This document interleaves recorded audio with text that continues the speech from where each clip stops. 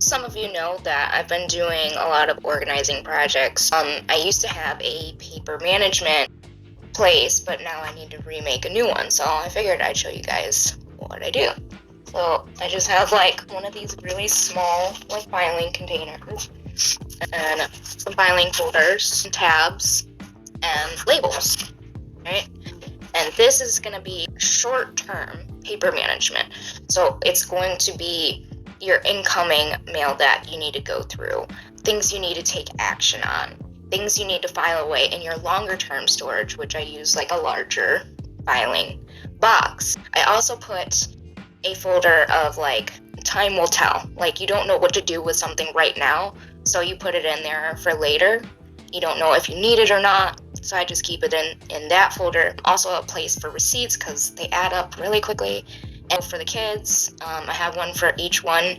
And then really after like a month or so, I'm able to throw away almost most of that because it cycles out. And like any little projects or anything like that, choose your best ones and then put them into a longer term storage, which I try to have one for each of my sons. And then I'll like go through that every so often of like, it's designating a space where you'll be doing this, like either an office, your desk, somewhere in the kitchen, or wherever you do your paper management. Make sure you have a drop zone for incoming mail so that everybody in the house can put it all there so that you can go through it. I would also suggest doing this like once a week of like going through the things, and that'll help keep you on track. Having a calendar on hand if you're doing like a paper copy.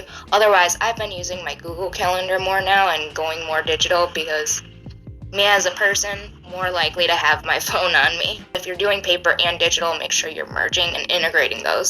So then I also have the longer term storage, which is a larger filing box, like a normal size filing box with a lid and whatnot.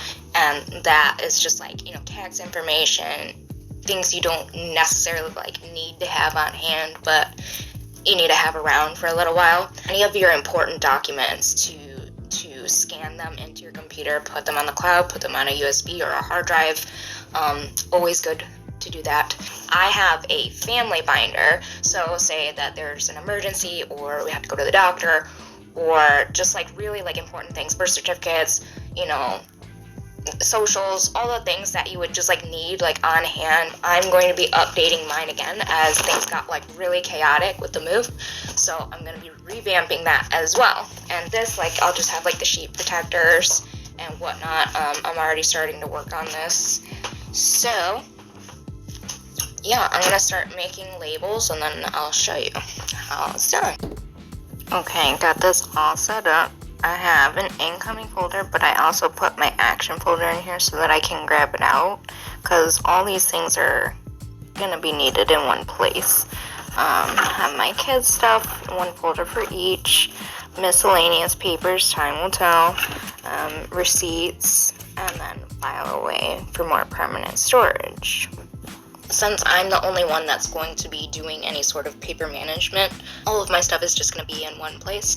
So this is just what works for me. Take time like every week to go through this, through your calendar, with your to-do list. With my personal projects, I have that in a completely separate binder that I do things. I like my projects. I hope this is helpful to you and hopefully getting that paper monster back under control.